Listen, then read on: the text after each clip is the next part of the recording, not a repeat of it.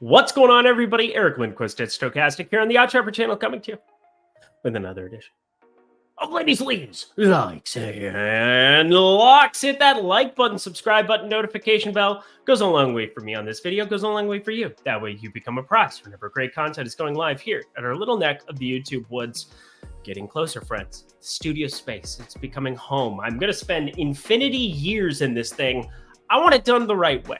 And shout out my friend Helen. She's doing a phenomenal job putting together this space for me. And now I also have some trophies, and we're going to hang up some medals. We're going to look cool and try to just feel good about ourselves on a daily basis. You know what makes me feel better than anything, though? Winning money together. And that's what we're going to aim to do at places like Caesars Sportsbook. Yes, you can check them out, my friends, for the low cost of $50. When you bet $50 over there right now, you're going to get $250 back in weekly bonus bets. Here's how that works. You bet $50 over there. You got week one NFL slowly approaching here. So guess what? They're going to give you $50 bonus bet here on the Monday, in addition to a $50 bonus bet as soon as you fire up that $50. So 3 bonus bets that you could be equipped with here on this Monday, as well as 2 more coming down the pipeline. That's some really good stuff. It's $250 of bonus bets, all in $50 increments. So if you want to check out Caesars Sportsbook, there's a great link down below. It's only if you're 21 and over, and if you have a gambling problem, please call 1-800-GAMBLER. But friends, we got 14 games on tap for this Monday, more than a normal Monday. I know producer Jacob was stoked about that. He pulled up the old sheet and he's like, great, Eric's going to be late into the Zoom room today, and there's not a damn thing I can do about it. Yeah. Anyway, he really doesn't like this bit at all. Nope. 14 games, friends. Producer Jacob, let's get to the picks. Now, the one thing that makes me a little bit sad about this space is you can't really see the Masters flag, because now that's where that whole thing was over here. But this is supposed to help with the acoustics. This is supposed to help with the sound. This is made for acoustics. You don't know what I'm talking about. It was the little panels things, the little web of light distractingness behind me. I think this is a little bit cleaner, a little bit easier. But yes, 2022 Masters. Your guy was there. It was a beautiful time, just like it's going to be a beautiful time there in the great city of Philadelphia. And nobody's ever said that before. I surely haven't said that before.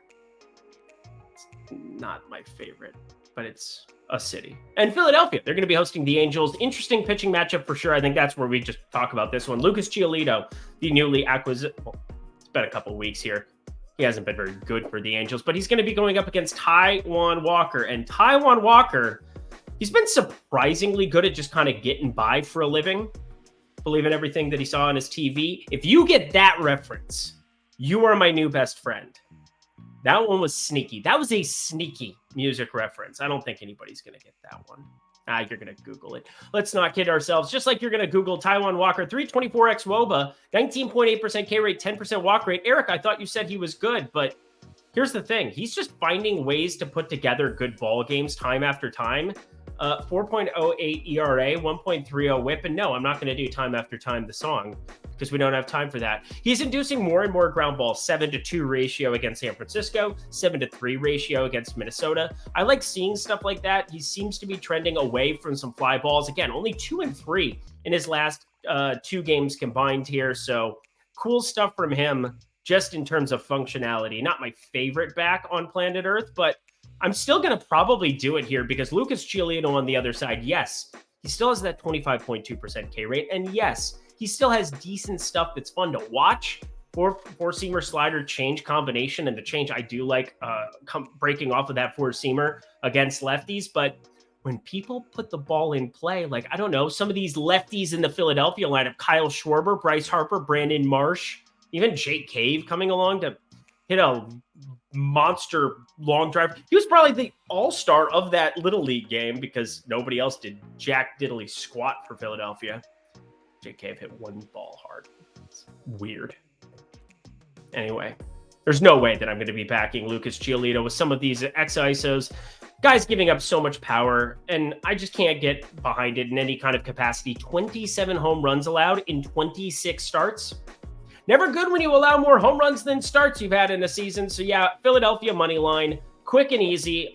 Couple solo shots.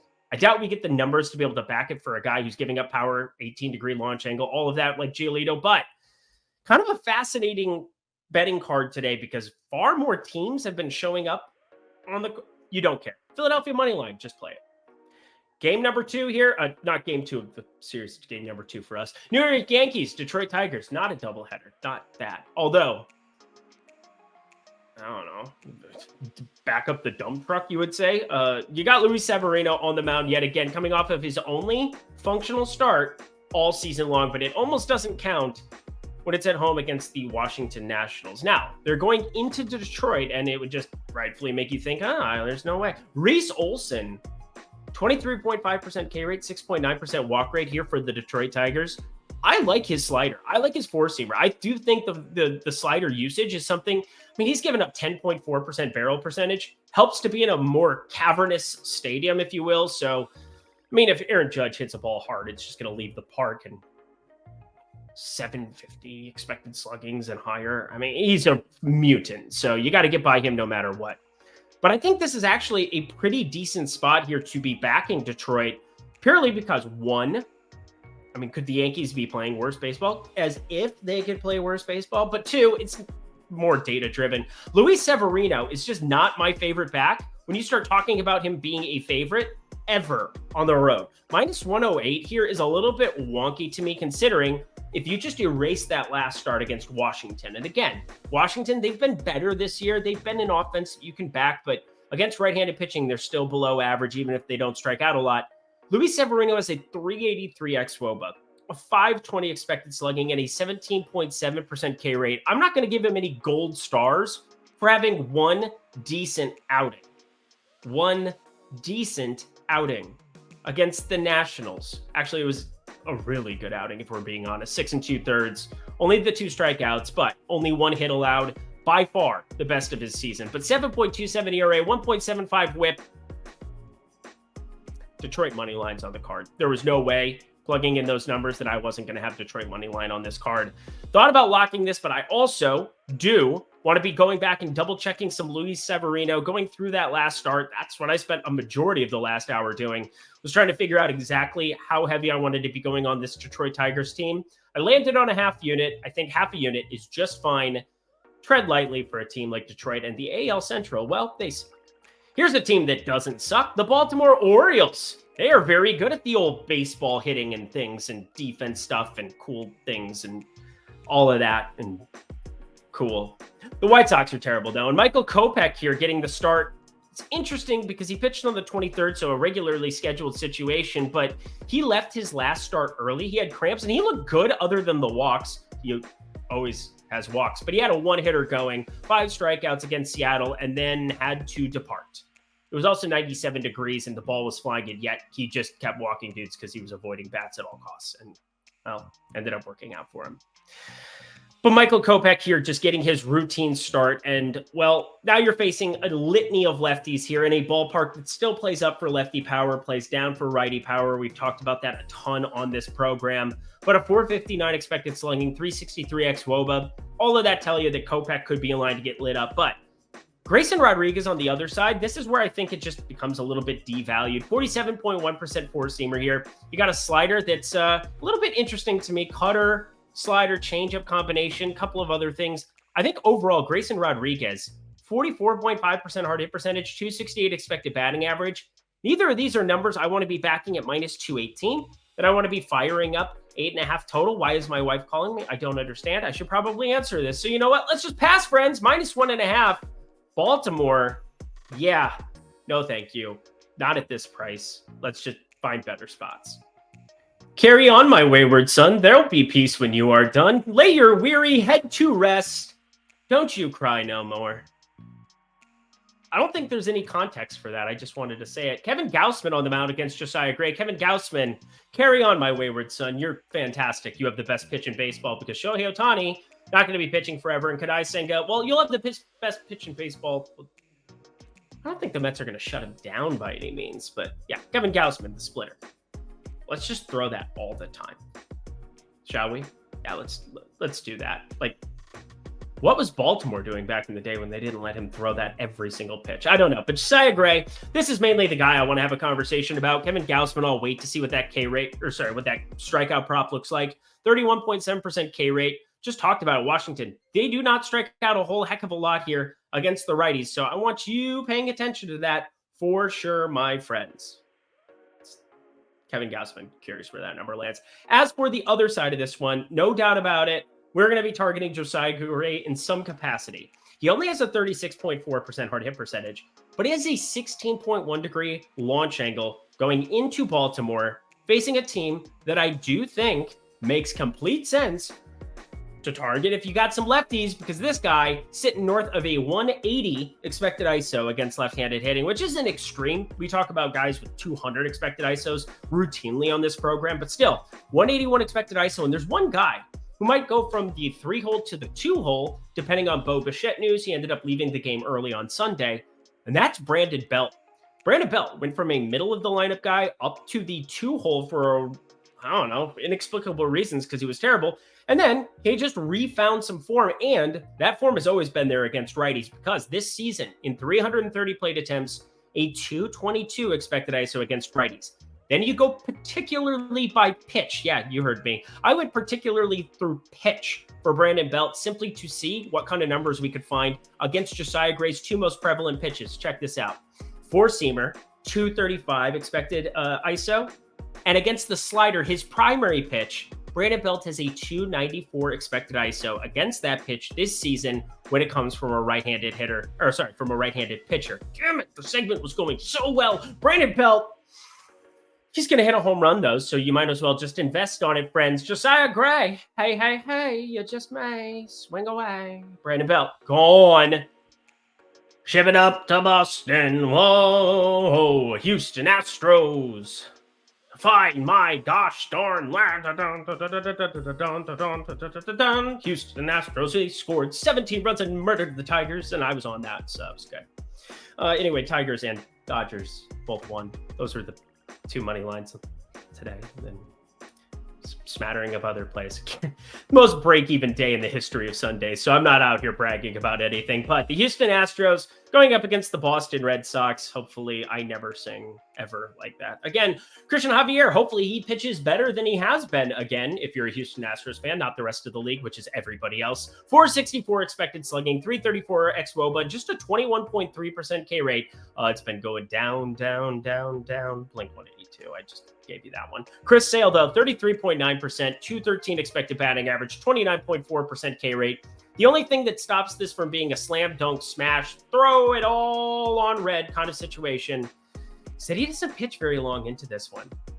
Just hasn't. 65 up to 80 pitches, maybe has 85, 90 in store here, but even though his expected numbers have been pretty decent, again, 33.9% hard hit percentage with a great strikeout rate, you're looking at a guy that I do think only pitches 85, 90 pitches, probably at the tops, the tippy top of his range here.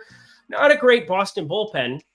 Just got done with a series against the Dodgers, which required more bullpen services than they were probably looking for. And then you have to play the Houston Astros. So I like runs here. How about you? I could have done we got that spirit bit, but like, why would I do that? Christian Javier also have to face the litany of lefties that I don't know how many times I could, like, I just end up listing them. Tristan Cassis, he's good. All of them are good.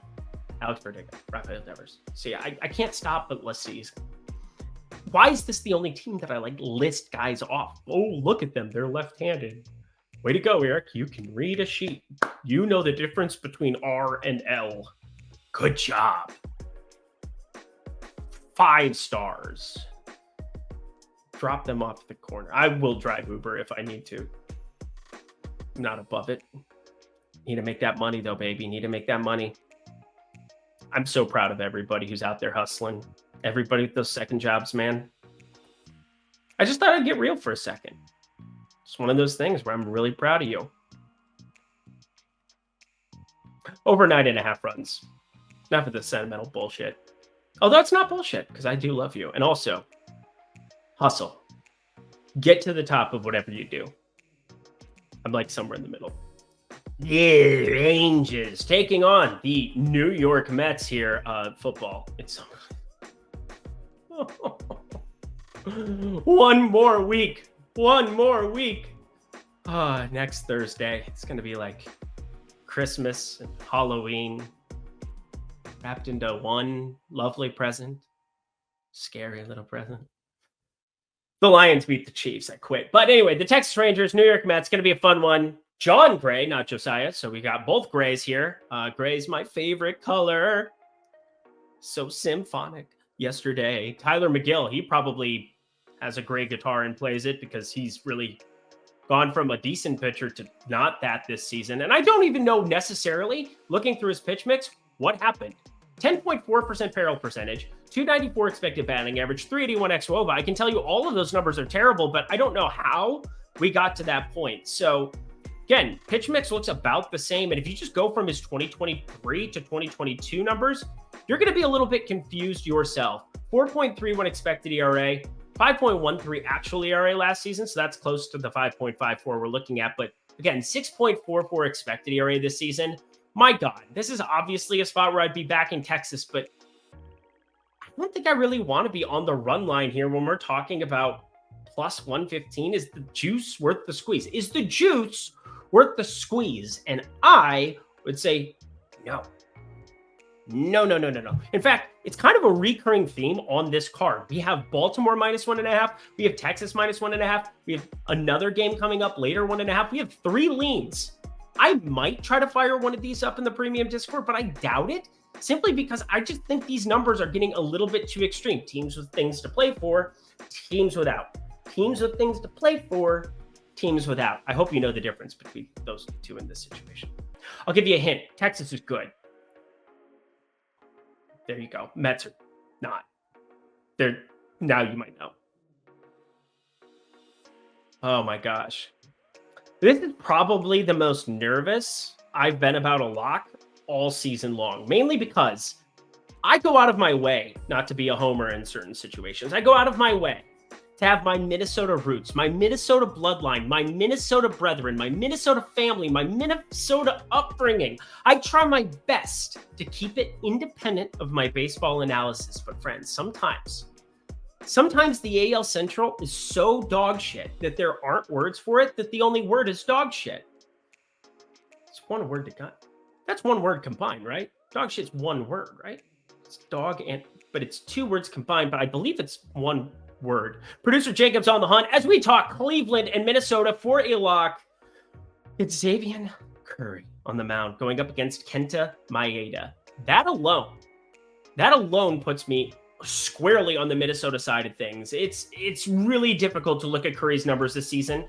46.3% hard hit percentage combined with a 21.4 degree launch angle and only a 16.6% K rate. If you're not going to be missing bats against the Minnesota Twins, you are probably in a world of hurt as a right-handed pitcher, because you're just going to run into some of these games where you have my guy, Mr. Wallner, who's just coming to the top of the board. You have Joey Gallo, who's going to show up with crazy power and get barrel on ball at a higher frequency. You're going to get the same Jorge Polanco from both sides. And yes, producer Jacob has let me know, dog shit is one word. And so that's what Xavier Curry is. It's pitching. And he probably is a lovely person and a great Scrabble word, if you can play the Scrabble game.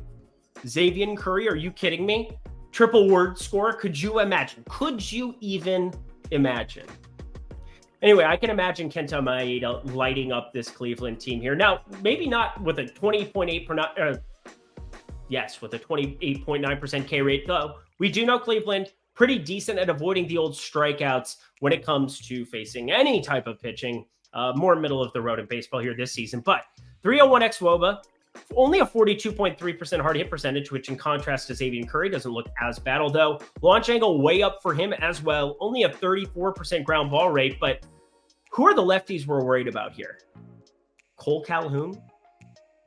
No. Steven Kwan? No. Jose Ramirez? Yes. We're very, very worried about that. But there's nobody else here in this Cleveland lineup. In fact, these are 2 teams that have been going in different directions. And right now, the Twins are 6 games up. 6 games up in the AL Central. I don't even know when that happened. How are they the only team with a winning record? They're the only team with a winning record in the AL Central because the one word is dog shit. Everybody else is that. And the Twins aren't even really all that good, if we're going to be completely honest. But they're going to be great here in this spot. Maeda, bullpen ready to rock. Cleveland's decimated. Playing dudes like Cole Calhoun off the street. Oscar Gonzalez batting cleanup. Minus 160 is a discount. This is going to be north of minus 180 really, really quickly. And you should bet this as soon as you hear this. I would bet this up to minus 185.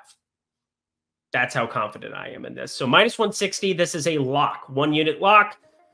At that inflated minus 180, minus 185 number, where I expect this to land when it's all said and done, only a half unit. Please check out Lindy's Locks update. I'm updating you on my locks every single Monday through Friday. That'll be on Twitter/X/ whatever you want to call it, at Eric Lindquist.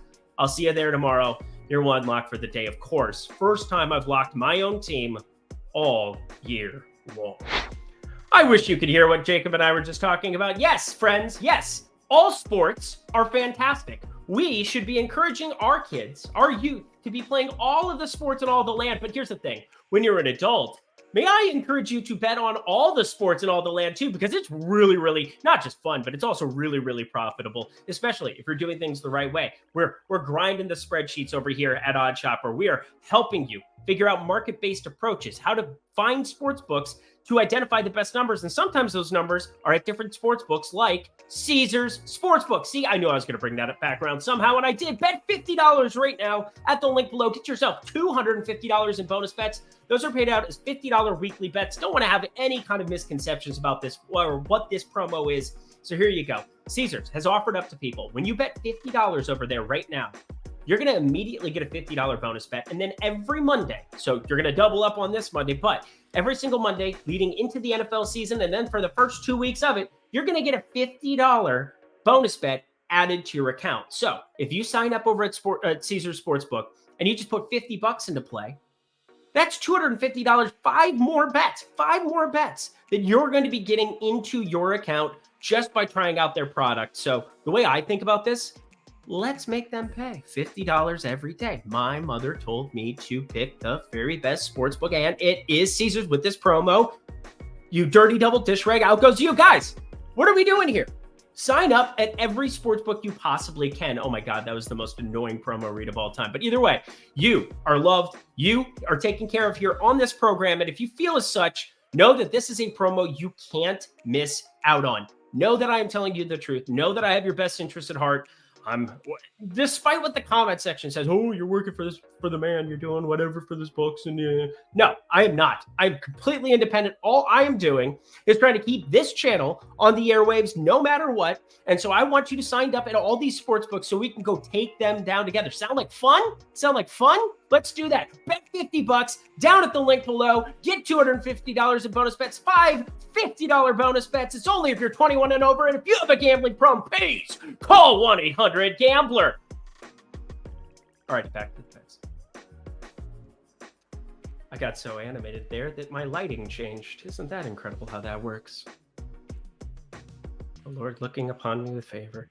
San Diego Padres, friends, taking on the St. Louis Cardinals here in this spot. We got Blake Snell. We have Adam Wainwright. Say that again. We have Blake Snell. We have Adam Wainwright. Why is this not grading out better for me? Well, I will tell you. Because San Diego is dog shit at one word, dog shit at creating runs. Why are they so bad this season? What is going on? I don't understand.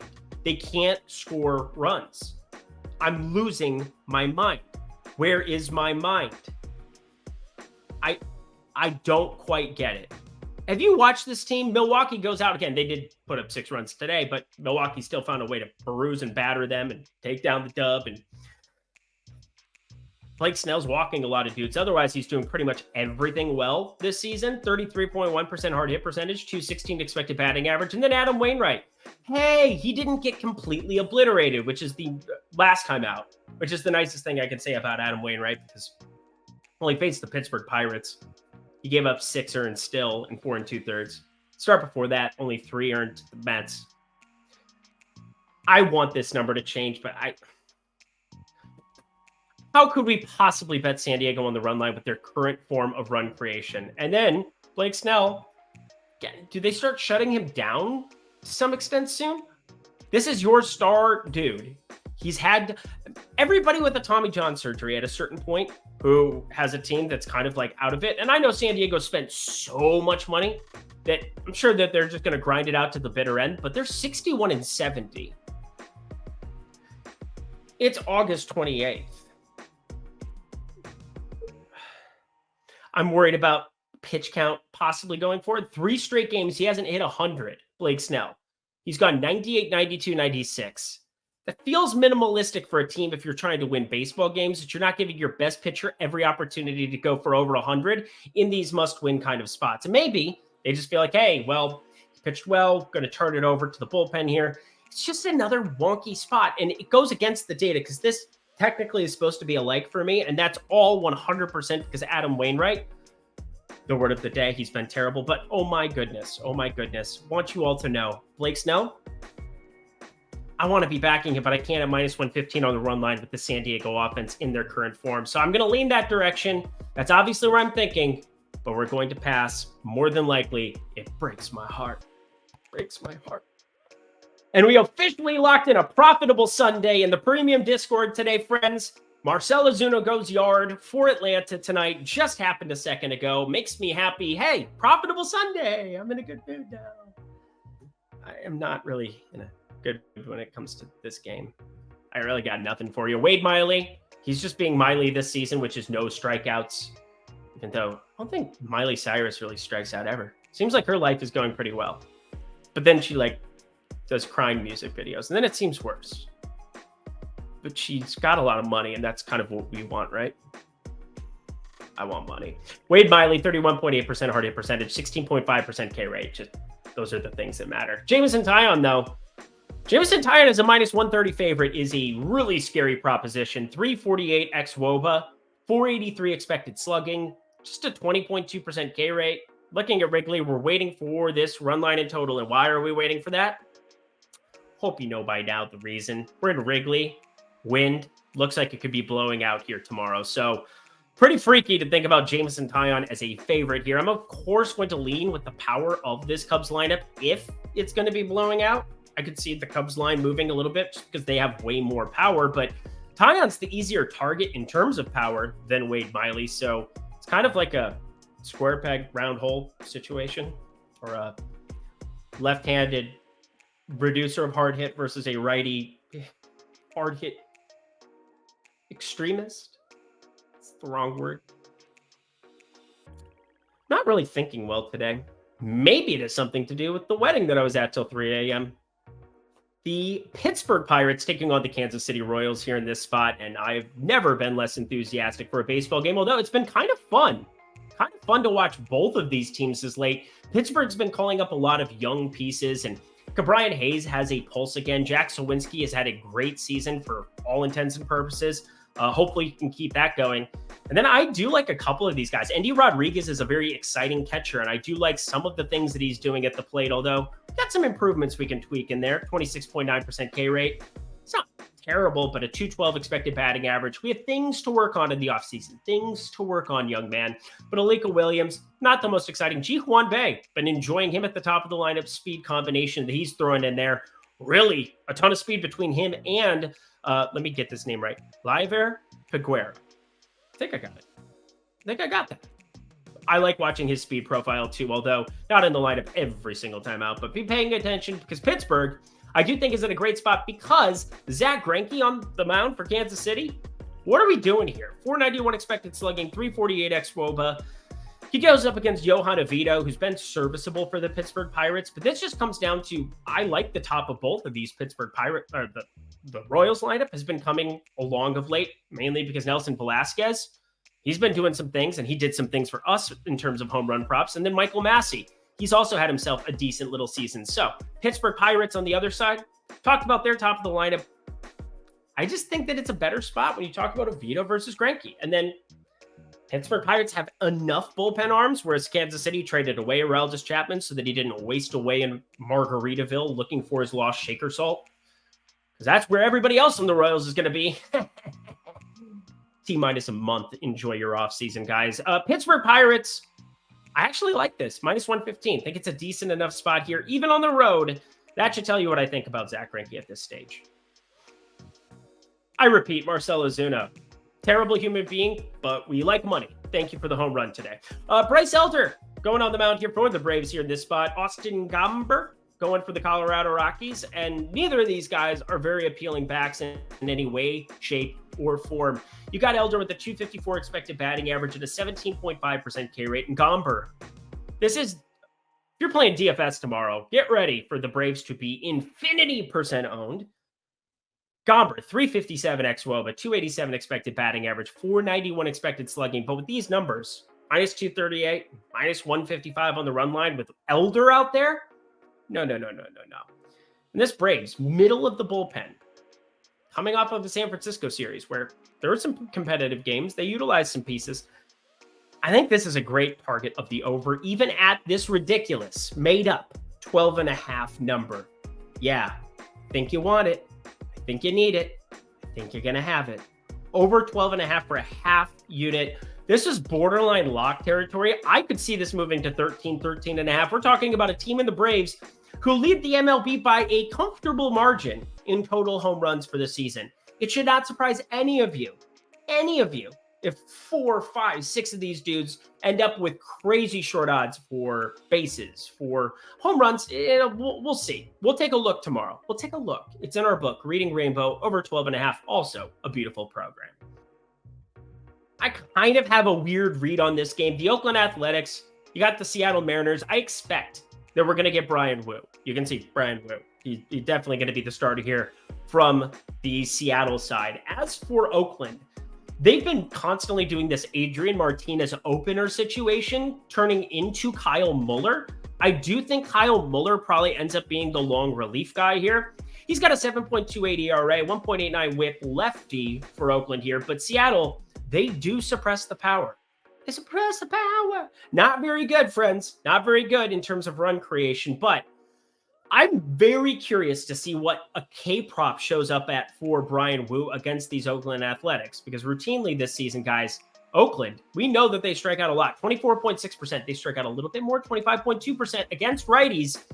That could be an interesting proposition for Brian Wu, depending on the pitch count. Now, here's the big if, and I do not want to see screenshots of this unless you ask me questions or unless you are comfortable in your read and your projection for this spot. So, Brian Wu, I could see myself taking a long shot on him to win a decision in some kind of capacity here, trying to do that instead of the Seattle money line. But I don't expect him to pitch longer than 5 innings in almost any situation unless he really has it rolling, because he has had one start in the last 3 weeks, and he only went 65 pitches there on the 22nd against the White Sox. In this spot, I want to hear a pitch count. I think 75 is a great assumed number, assuming we don't get news.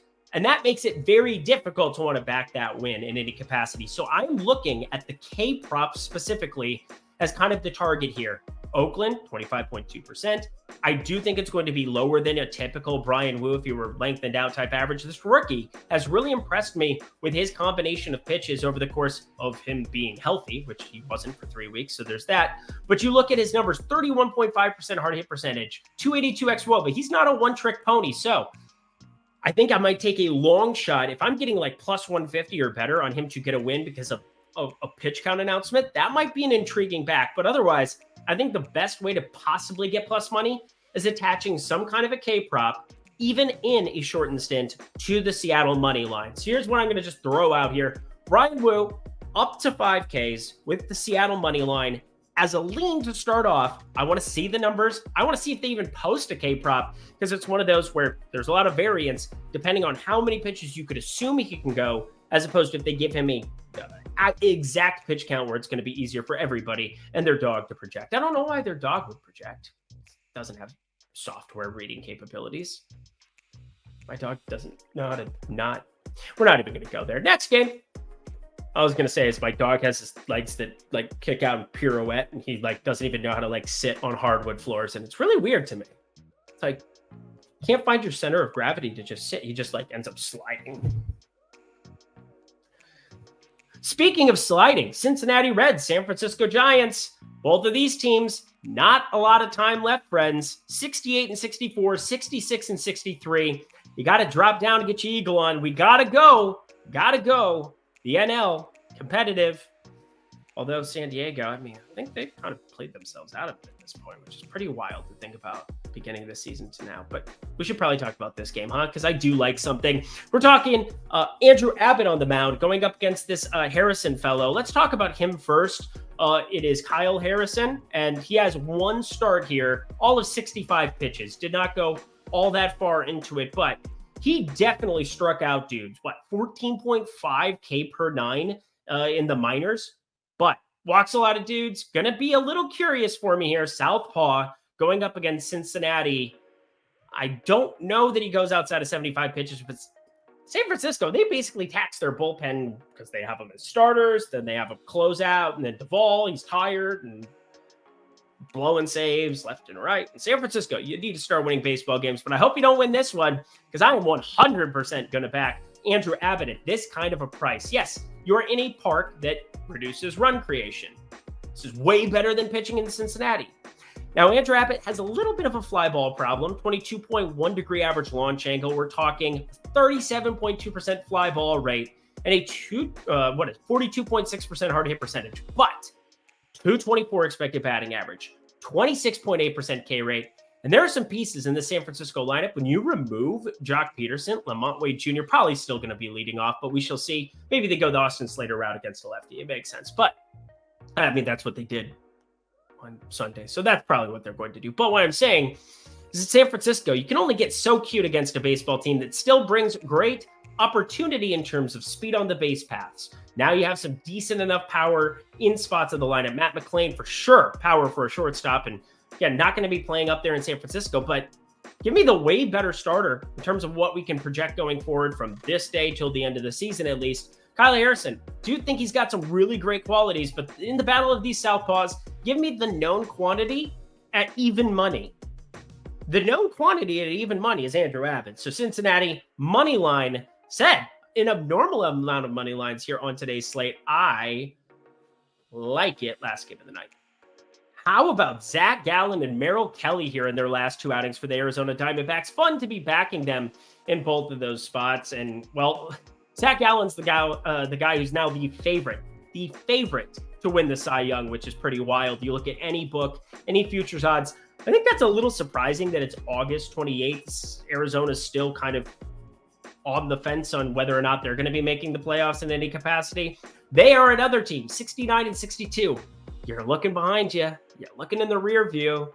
San Francisco, Cincinnati, teams we just talked about. Nice to have this extra wild card situation. I do think it infuses a lot of teams continuing to have things to play for. Watching Seawald close out some of these games has not been enjoyable backing Arizona of late, but we're not going to be backing them here going up against the Dodgers. And I've said it multiple times on this program, and I'll say it again. I have no idea how Bobby Miller only has a 22.2% K rate because this dude throws gas. We're talking 100 with a decent change up and slider and curve. I have no idea how he's not getting more swing and miss. No clue. It's a little bit shocking because his peripherals are still really good. 297 xWOBA, 370 expected slugging, and a sub 7% K rate. This is a young arm that it's really hard not to like. Interesting. How do we back both of them against decent offenses who have been really good against righties? Oh yeah, we take unders of 8.5. Yes, it's supposed to be hot in LA. Yes, I don't really give a shit. 8.5? For Zach Gallen here on the other side, we're talking a guy with a 309 xWOBA, 26.8% K rate. He does have that 46.2% hard hit percentage. So maybe I target a Muncy if the price is right because, well, Zach Gallen, as good as he is, he's going to give up some long balls, some solo shots from time to time when he's not missing bats. But I'm going to back the NL Cy Young favorite against my favorite young pitcher. Is he my favorite young pitcher in the NL?